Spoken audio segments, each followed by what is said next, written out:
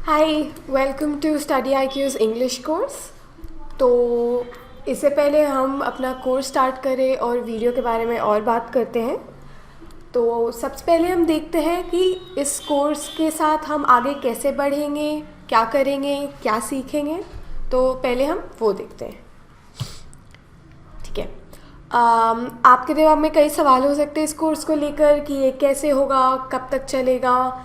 तो हम पहले उन सवालों का जवाब देते हैं। तो पहला क्वेश्चन कि how long will this course last, या फिर ये कोर्स कितनी देर तक चल सकता है। वैसे तो हम इस कोर्स को 3 फेजेस में लेकर चलेंगे, 3 भागों में लेकर चलेंगे। एक हमारा होगा बेसिक, जहाँ पर हम सबसे ईजी चीज़ों के बारे में बात करेंगे, जैसे कि अंग्रेज़ी के अक्षर, अंग्रेज़ी के शब्द, थोड़ा बहुत उसका व्याकरण, और हम आगे बढ़ते जाएंगे। जब हम इंटरमीडिएट लेवल पर आएंगे, यानी जब आपने उसका बेसिक कर लिया होगा, आपको थोड़ी बहुत समझ आ चुकी है, तो हम इंटरमीडिएट लेवल पे बात करेंगे आगे, और उसके व्याकरण को लेकर सेंटेंसेस के साथ पूरे पैराग्राफ्स के बारे में हम बातें करेंगे। और एडवांस लेवल पे हम अपनी स्पीकिंग स्किल्स यानी अंग्रेज़ी बोलने पर और पढ़ने पर ज़्यादा ध्यान देंगे।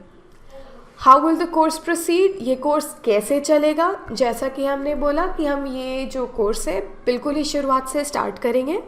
तो अगर आपको कुछ भी नहीं आता है या आपने अंग्रेज़ी आज तक पढ़ी नहीं है, तो उसमें कोई प्रॉब्लम की बात नहीं है, आप बिल्कुल ये कोर्स ले सकते हैं।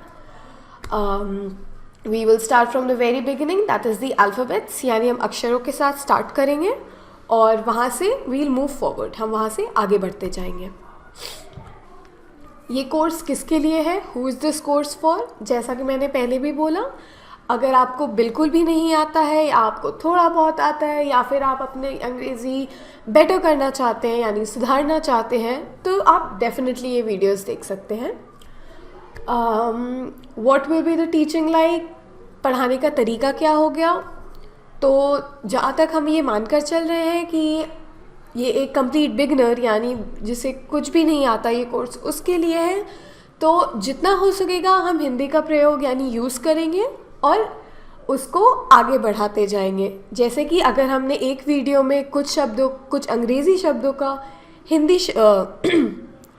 कुछ शब्दों का हमने हिंदी वर्ड्स यूज़ किया है, हिंदी शब्द यूज़ किए हैं, तो हम आगे वीडियो में फिर उसको हिंदी में यूज़ नहीं करेंगे। यानी एक बार जब हमने अंग्रेज़ी और हिंदी दोनों शब्द जान लिए हैं, तो अब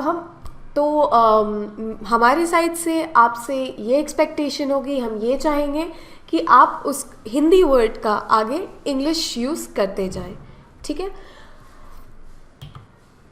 आपकी तरफ से हमें क्या चाहिए, व्हाट विल यू नीड। अगर हो सके तो हम चाहेंगे कि आप एक नोटबुक और एक पेंसिल के साथ ज़रूर बैठें, ताकि आपको जो समझ में आए या ना आए, या जो आप बाद में याद करना चाहते हो, वो आप नोटबुक में लिख लें, और बाद में अगर हो सके तो हमें कमेंट्स में ज़रूर बताएं कि आपको क्या दिक्कतें हुई। अगर आपका ये सवाल है कि आप कौन सी किताबें यूज़ कर सकते हैं, या क्या टेक्स्ट या लिखे हुए पंख देख सकते हैं, आप पंक्तियाँ पढ़ सकते हैं, तो उसकी आप चिंता नहीं करें। जैसे जैसे हम आगे बढ़ते रहेंगे, जहाँ पर भी पुस्तकों और किताबों की ज़रूरत पड़ेगी, हम आपको ज़रूर बता देंगे। आपकी तरफ से हमें ये चाहिए कि आप इन वीडियोस को देखने के बाद, इससे पहले कि आप दूसरी वीडियो देखें, प्लीज़ आप पिछली वीडियोस का रिवीजन ज़रूर करें। जैसे कि आपने पुरानी वीडियो एक बार देख ली, दूसरी शुरू करने से पहले आप ज़रूर एक बार ध्यान में रखें कि हमने पुरानी वीडियो में क्या बात की थी, ठीक है। तो जैसा कि हमने बोला कि हम अलग अलग भाग यानी अलग अलग लेवल्स रखेंगे। तो सबसे पहला होगा हमारा बेसिक, जहाँ पर हम जितनी वीडियोस हो सके डाल देंगे, जिसमें हम स्टार्ट करेंगे बिल्कुल अंग्रेज़ी के अक्षरों से। अब आप लोगों को हो सकता है ये पहले से आता हो, पर मैं अपने तरफ से ये बोलूँगी कि अगर आप सारी वीडियोस देख रहे हैं तो आप प्लीज़ सारी एक साथ देखें। जैसा कि मैंने बोला, हम अक्षरों यानी अल्फ़ाबेट से स्टार्ट करेंगे, वहाँ से हम शब्दों पे जाएंगे, वर्ड्स, फिर आगे हम सेंटेंसेस यानी वाक्यों पे चलेंगे, और फिर वैसे ही हम आगे बढ़ते जाएंगे। बेसिक लेवल ऑफ कोर्स पर हमारा ये मकसद रहेगा कि आप इस लैंग्वेज के साथ कंफर्टेबल हो जाएं। आपका जो भी थोड़ा बहुत डर है या फिर अगर आप बहुत अच्छा नहीं फील करते बोलते हुए, तो आपकी वो हम हटाएं कि आप कंफर्टेबल होते जाएं इस लैंग्वेज के साथ, ठीक है। जहाँ तक बात होती है रिविजन्स की, आप वो प्लीज़ करें, क्योंकि हम टेस्ट सीरीज़ भी निकालेंगे जहाँ पर आप खुद को टेस्ट करके देख सकते हैं कि आपको कितना आता है कितना नहीं, ठीक है। जैसा कि हमने बात कर ली है इस कोर्स के बारे में, क्या होना है इसमें, कैसे होगा, क्या होगा, और पहली वीडियो भी हम स्टार्ट करेंगे। और अगर हो सके कि आपको समझ ना आए कुछ या आप चाहते हैं कोई और तरीका हो पढ़ाने का, तो आप प्लीज़ हमें कमेंट्स में वो बता दें और हम अगली बार उसको अपने वीडियोस में ज़रूर डालने की कोशिश करेंगे, ठीक है। लेट अस बिगिन दैट, शुरू करते हैं। इस पहले लेक्चर में हम बात करेंगे अल्फ़ाबेट्स, सेंटेंसेस और पार्ट्स ऑफ स्पीच की, यानी अंग्रेज़ी के अक्षर, वाक्य और हमारे शब्दों के भाग।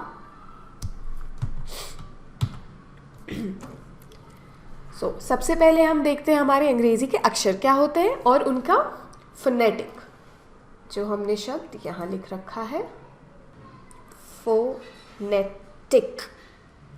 ये हो गया हमारा अल्फ़ाबेट, जिसको हम बोलते हैं अक्षर, अल्फ़ाबेट यानी अक्षर, ठीक है। फोनेटिक मतलब होता है कि वो उसकी क्या आवाज़ आ रही है। जब हम कोई भी शब्द बोलते हैं, कोई भी अक्षर बोलते हैं, तो उनकी एक आवाज़ होती है। जैसे अगर मैंने बोला आ ई, तो आपके जो मुंह से निकलती हुई आवाज़ हुई इनके बारे में, वो फोनेटिक कहलाती है, यानी उसके बोल। फोनेटिक, फोनेटिक,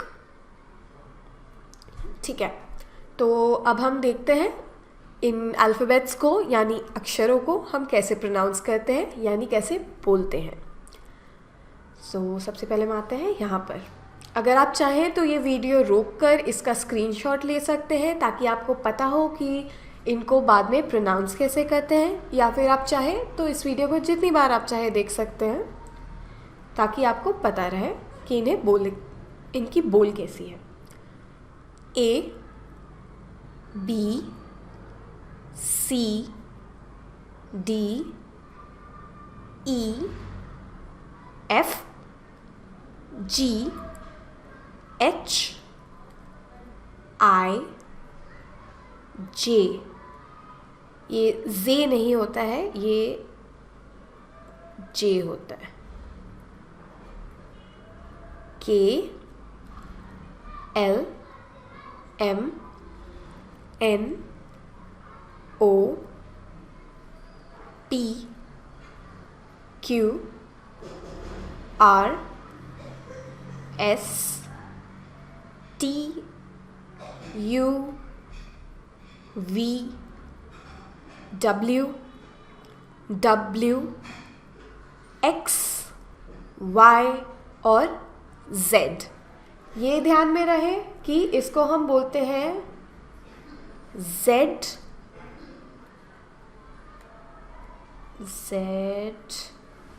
ना कि जेड। कई लोग ये गलतियाँ कर देते हैं, पर जेड नहीं होता है इसमें। यहाँ पर हम नीचे इस बिंदु का ध्यान रखते हैं जहाँ आवाज़ आती है ज़ की, जेड। अगर कई लोग इसे जी भी बोलते हैं, जो कि गलत नहीं है, पर ज़्यादातर एटलीस्ट यहाँ भारत में, इंडिया में हम इसे जेड बोलते हैं, ठीक है। तो वो हम आगे बढ़ते हैं। एक बार हमने देख लिया अक्षरों को। अगर आप चाहें तो इस वीडियो को रोककर यहाँ पर एक बार खुद से इनको बोलने की कोशिश करें। अब हम बात करते हैं शब्दों की और वाक्यों की। अंग्रेजी में शब्दों को हम बोलते हैं वर्ड्स।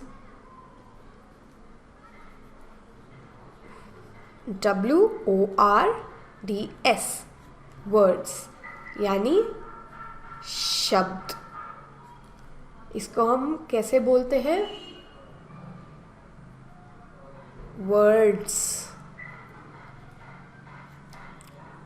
पूरे स की आवाज़ नहीं आती है, आधे स की ही आती है। स्पेलिंग गलत हो सकती है हिंदी में, पर ये सिर्फ आपको मदद करने में कि आप इसे बोलेंगे कैसे अंग्रेज़ी में। सो वर्ड्स, पूरे स की आवाज़ नहीं आएगी। वर्ड्स नहीं है, ये वर्ड्स है। ठीक है, अब वर्ड्स से क्या होता है? हमारे वर्ड्स से बनते हैं सेंटेंसेस।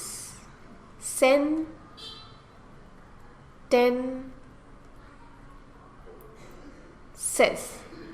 अगर आप इंग्लिश में कोई भी वर्ड, किसी भी शब्द को बोलना सीखना चाहते हैं, सबसे अच्छा तरीका होता है कि उन्हें तोड़ तोड़ कर आप उन्हें बोलें। तो जैसे हमने किया, सेंटेंसेस यानी वाक्य। तो हमारे शब्दों से वाक्य बनते हैं और वाक्यों से अनुच्छेद यानी पैराग्राफ।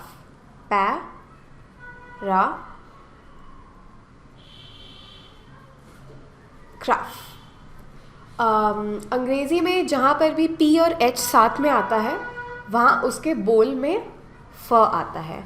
हम आगे की वीडियो में बात करेंगे यहाँ जहाँ पर भी ऐसे एक्सेप्शंस हैं कि जो अलग हैं हमारे प्रोनाउंसिएशन से, यानी जैसे हम उनको बोलते हैं उनकी बोली से, हम इस पे अलग से वीडियो करेंगे और इस पे बात करेंगे। फ़िलहाल अभी हमें इतना जानना है कि शब्द होते हैं हमारे वर्ड्स, जो बनाते हैं सेंटेंसेस। वर्ड्स सेंटेंसेस बनाते हैं, सेंटेंसेस हमारे वाक्य होते हैं, और बहुत सारे सेंटेंसेस मिलकर एक पैराग्राफ बनाते हैं। पैराग्राफ यानी अनुच्छेद। अब बात आती है सब्जेक्ट और ऑब्जेक्ट की। इस बात की तो हमने क्लैरिफिकेशन, यानी इस बात ये तो हमने जान लिया कि सेंटेंस क्या होता है। सेंटेंस हमारा वाक्य होता है जो कि शब्दों के मेल से बनता है। लेकिन एक सेंटेंस में क्या होता है? हर वाक्य में एक सब्जेक्ट होता है और एक ऑब्जेक्ट, जो कि हमने यहाँ लिख रखा है। एक सब्जेक्ट और एक ऑब्जेक्ट। सब्जेक्ट,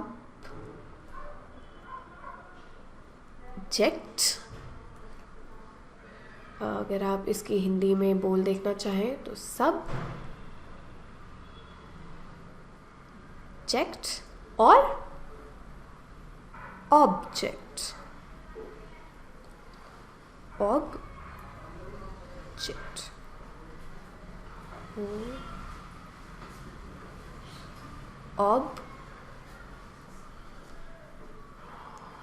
ऑब्जेक्ट, ठीक है।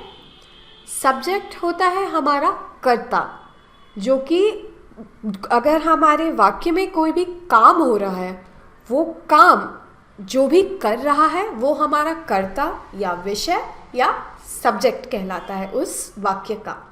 ठीक है, हम यहाँ पर इसकी डेफिनेशन देखते हैं।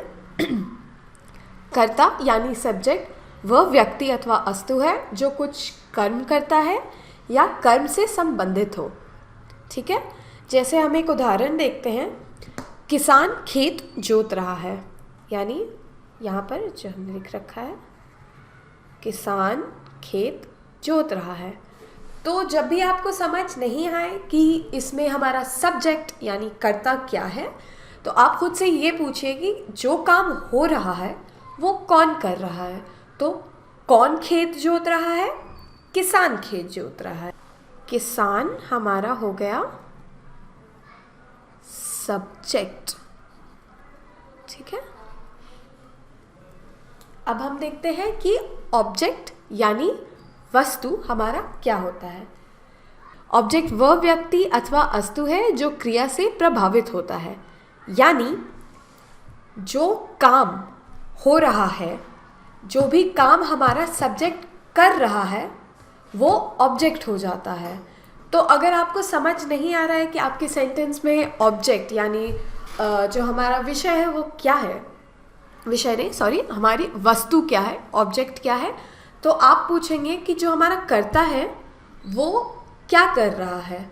वो क्या कर रहा है का जो आपका उत्तर होगा, जो आंसर होगा, वो हमारा ऑब्जेक्ट होता है। इसको बेहतर समझने के लिए हम अपने वापस उदाहरण पे जाते हैं। किसान खेत जोत रहे हैं, ठीक है। अब आपने पूछा कि खेत कौन जोत रहा है, तो आपके पास उत्तर आ गया कि किसान। तो यानी जो काम करने वाला है वो हमारा सब्जेक्ट हो गया। तो यहाँ पे हमारा सब्जेक्ट क्या है, हमारा सब्जेक्ट किसान था। वो क्या कर रहा है, वो जोत रहा है। ये हो गई हमारी क्रिया, यानी जो काम हो रही है, जिसको हम अंग्रेजी में वर्ब बोलते हैं, ठीक है। जो काम हो रहा है वो किस पर हो रहा है, तो वो काम हो रहा है हमारा खेत पर। तो हमारा खेत जो है वो ऑब्जेक्ट हो गया, ठीक है। किसान खेत जोत रहे हैं, काम कौन कर रहा है, किसान कर रहा है। तो किसान हमारा सब्जेक्ट। किसान क्या कर रहे हैं, जोत रहे हैं। जोतना हमारा क्रिया है जिसको हम वर्ब कहते हैं, और ये क्रिया जिस पर हो रही है, यानी ये वर्ब जिस पे एक्ट कर रहा है वो कौन सी जगह है, वो है हमारी खेत। तो हमारा ऑब्जेक्ट यानी वस्तु यहाँ पर हो गया खेत, ठीक है। राहुल एक गीत गा रहा है, तो यहाँ पर आप सवाल पूछे खुद से, कौन गीत गा रहा है, राहुल गा रहा है। तो यहाँ पर राहुल हमारा सब्जेक्ट हो गया। वो क्या कर रहा है, वो गा रहा है, वो हमारी हो गई क्रिया यानी वर्ब। और ये काम किस पर हो रहा है, वो क्या गा रहा है, वो एक गीत गा रहा है। तो गीत हमारा हो गया ऑब्जेक्ट, ठीक है। आगे हम देखते हैं। अब हम दूसरा उदाहरण देखते हैं। यहाँ पर हम सब्जेक्ट के लिए एस लिख लेंगे, हमारा सब्जेक्ट। जहाँ पर ओ लिखेंगे हम बोलेंगे ऑब्जेक्ट, ठीक है। आइए आगे बढ़ते हैं। तो माँ खाना पकाने हैं, वहाँ पे गलती हो चुकी है, कोई नहीं। माँ खाना पका रही है, तो यहाँ पर हमारा कर्ता कौन है, माँ, क्योंकि जो काम हो रहा है वो माँ कर रही है। काम क्या हो रहा है, कुछ पक रहा है। क्या पक रहा है, खाना। तो सब्जेक्ट हो गई माँ, ऑब्जेक्ट हो गया हमारा खाना। तीसरे पे आते हैं। हम इंग्लिश सीख रहे हैं। कौन इंग्लिश सीख रहा है, हम सीख रहे हैं। तो यानी यहाँ पर हमारा सब्जेक्ट हो गया हम। क्या सीख रहे हैं, इंग्लिश। तो इंग्लिश हमारा ऑब्जेक्ट हो गया जिस पे हमारी क्रिया काम कर रही है। रजत अपने कपड़े धो रहा है। कौन धो रहा है, रजत। तो रजत हमारा हो गया सब्जेक्ट। क्या कर रहा है, वो धो रहा है। क्या धो रहा है, कपड़े। तो कपड़े हो गए हमारे ऑब्जेक्ट, ठीक है। आखिरी, मैंने फिल्म देखी। किसने क्या किया, किसने किया, मैंने किया। तो मैं सब्जेक्ट, क्या किया, देखा। क्या देखा, फिल्म देखा। तो फिल्म हो गया हमारा ऑब्जेक्ट, ठीक है। अगर आपको इसके और एग्जाम्पल्स यानी और उदाहरण चाहिए जहाँ पर आप ये खुद से सॉल्व करना चाहते हैं, तो आप हमें कमेंट्स में ज़रूर बताएं, और हम आपको अगले वीडियो में उनकी अटैच्ड वर्कशीट यानी एक प्रैक्टिस के लिए कुछ सवाल आपको दे सकते हैं। अब हम आते हैं पार्ट्स ऑफ स्पीच पे, यानी शब्दों के भेद। अब हमने अपने वाक्य की बात कर ली कि एक कर्ता होता है, एक विषय होता है और हमारी क्रिया होती है जो हमारे वस्तु पे काम करती है, ठीक है। लेकिन अब बहुत सारे भाग होते हैं, जितने भी हम शब्द बोल रहे हैं, जो डेली लाइफ में हर दिन हम जो भी बोलते हैं, तो वो अलग अलग पार्ट्स यानी भाग होते हैं उसमें। तो उन भागों को हम देखते हैं। कुछ का तो नाम हमने पहले ही सुन रखा होगा, जैसे अभी हम देखते हैं। एक होती है हमारी नाउन, एक होती है नाउन जिसे हम बोलते हैं संज्ञा। हम इन सारी चीज़ों को अभी आगे देखेंगे, पहले हम बस इनको देखते हैं कि हम इन्हें बोलते कैसे हैं। संज्ञा होती है नाउन, इसको तोड़ें और प्रोनाउंस करें, यानी इसकी बोल देखें, ना उन, नाउन। दूसरी होती है वर्ब यानी क्रिया, यहाँ पर गलती हो चुकी है, सॉरी, क्रिया यानी वर्ब।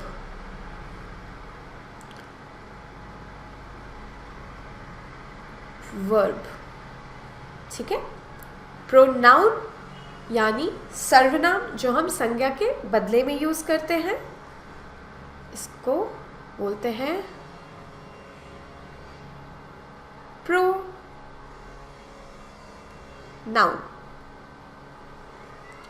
चौथा होता है हमारा एडजेक्टिव यानी विशेषण। ये बताता है कि किसी भी चीज़ की क्वालिटी क्या है, जिस भी चीज़ की हम बात कर रहे हैं वो कैसी है। तो ये हो गया हमारा एडजेक्टिव,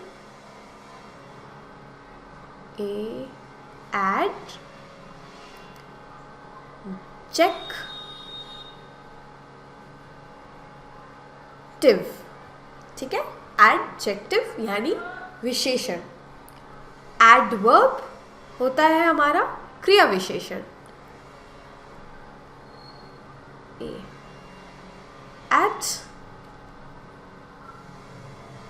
वर्ब, ऊपर हमने वर्ब यानी क्रिया किया था, अब हम कर रहे हैं एडवर्ब यानी क्रिया विशेषण। पांचवी हो गई हमारी प्रेपोजिशन, जो कि होता है संबंध बोधक।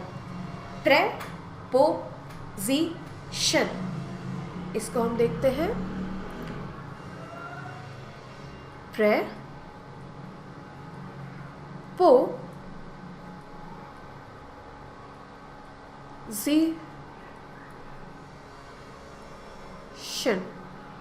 प्रेपोजिशन, जो भी अंग्रेजी के शब्द टी, आई, ओ और एन से ख़त्म होते हैं यानी एंड होते हैं, उनकी बोल यानी उनका फोनेटिक या उनकी प्रोनाउंसिएशन होती है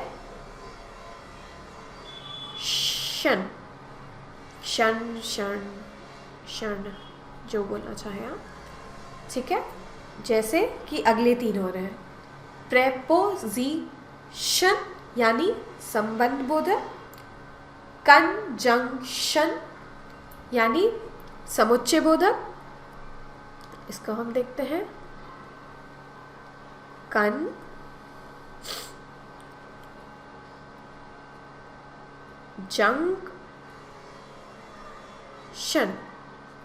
कंजंक्शन यानी समुच्चय बोधक।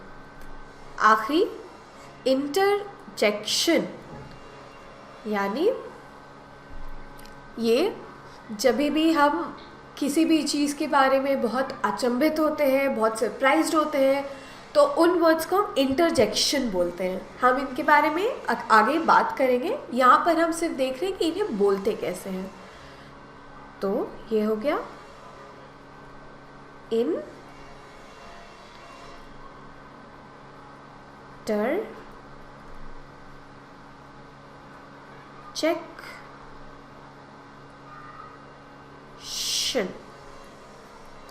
इंटरजेक्शन, ठीक है। तो ये हमारी पार्ट्स ऑफ स्पीच यानी शब्दों के भेद हैं। एक बार हम इन्हें फिर से बोलते हैं और देखते हैं।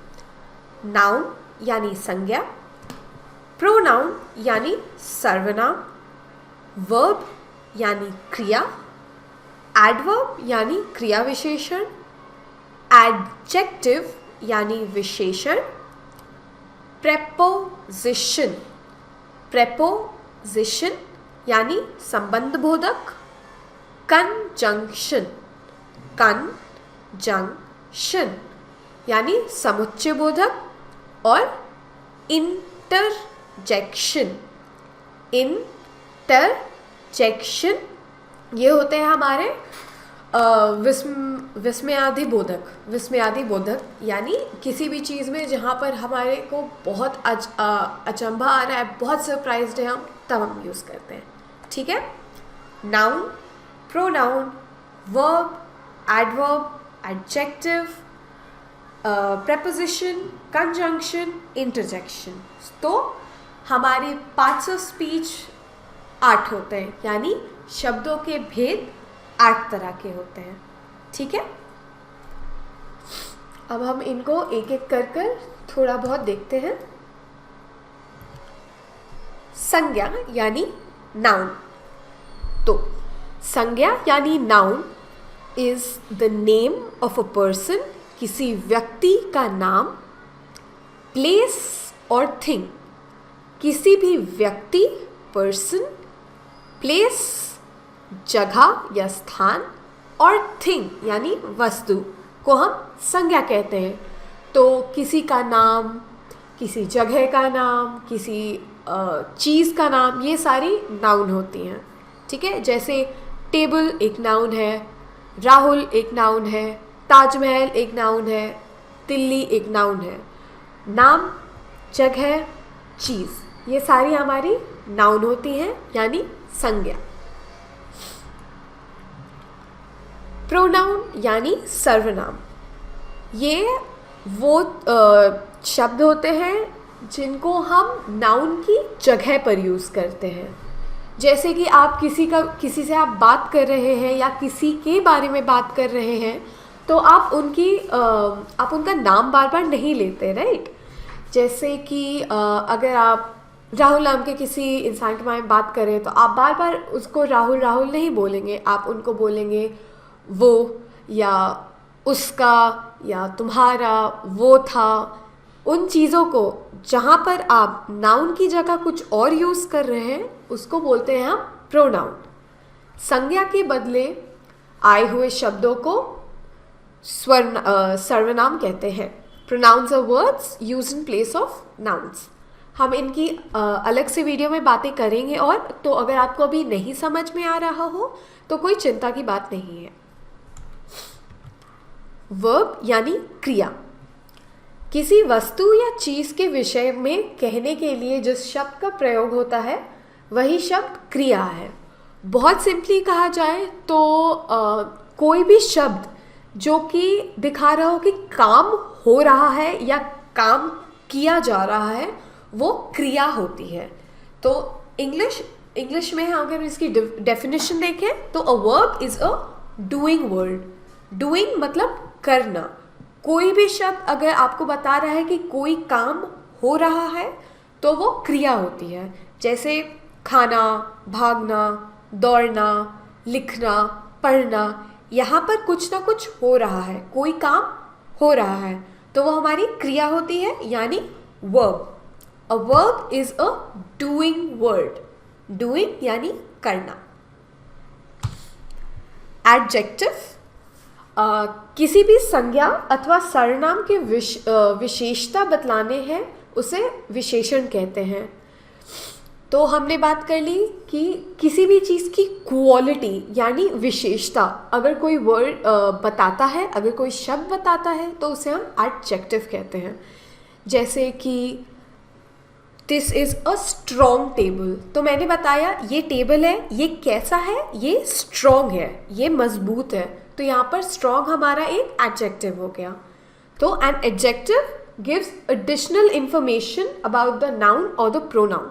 तो हमारे जो भी संज्ञा या सर्वनाम थी उसकी क्वालिटी, उसकी विशेषता, वो कैसा है, कितना है, तो वो शब्द जहाँ पर भी यूज़ होगा वो होता है हमारा एडजेक्टिव। जैसे सुंदर, सुंदर घर, बड़ा घर, 3 लड़के, यहाँ पर बता रहा है कि जो हमारा नाउन है वो कैसा है, क्या है, कितना है, तो वो हो गया हमारा एडजेक्टिव।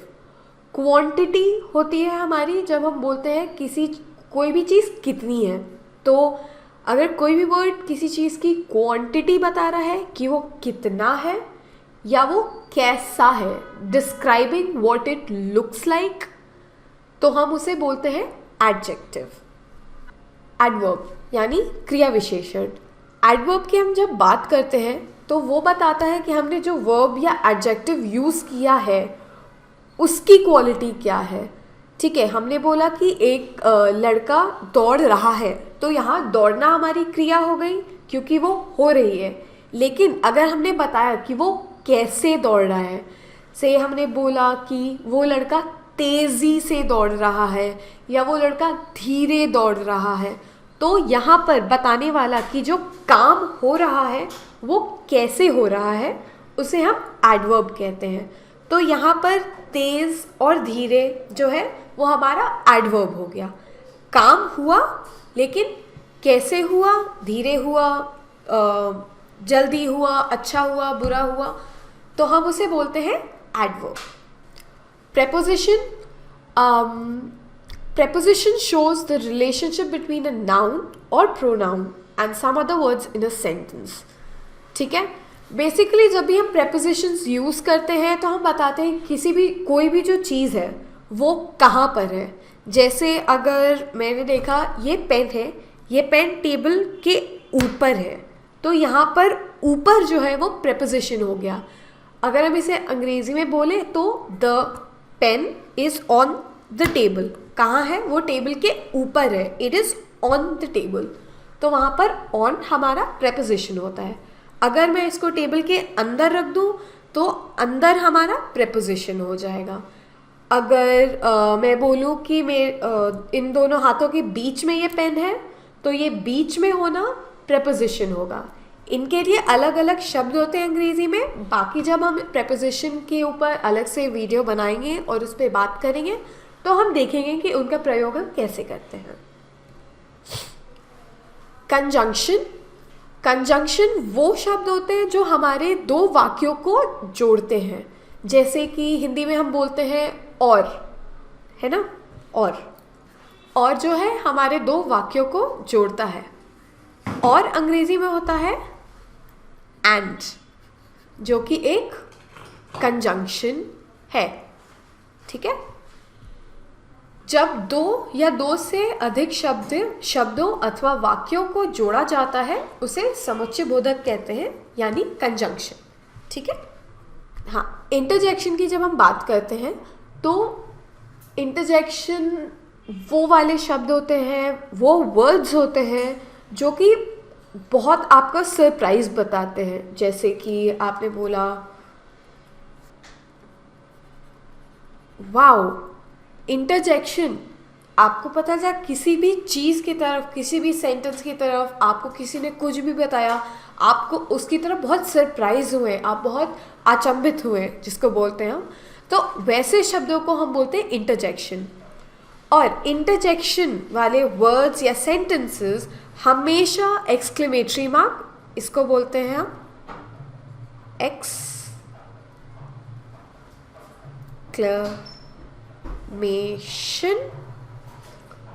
पॉइंट। ठीक है, तो जितने भी हमारे इंटरजेक्टिंग वर्ड्स या सेंटेंसेस होंगे वो इस एक्सक्लेमेशन पॉइंट से ख़त्म होते हैं। तो अगर आपको एक सेंटेंस में मान लो पता लगाना होगा कि वो इंटरजेक्शन है या नहीं, तो वो बहुत आसान होता है। इसको बोलते हैं एक्सक्लेमेशन पॉइंट। इंटरजेक्शन हमारा पार्ट हो गया, भाग, हमारे शब्दों के भाग में से हो गया। और अगर कोई भी वाक्य है जिसमें हम ऐसे एक्सक्लेमेटरी पॉइंट यूज़ कर रहे हैं, इंटरजेक्शन यूज़ कर रहे हैं, तो उसको हम बोलते हैं एक्सक्लेमेटरी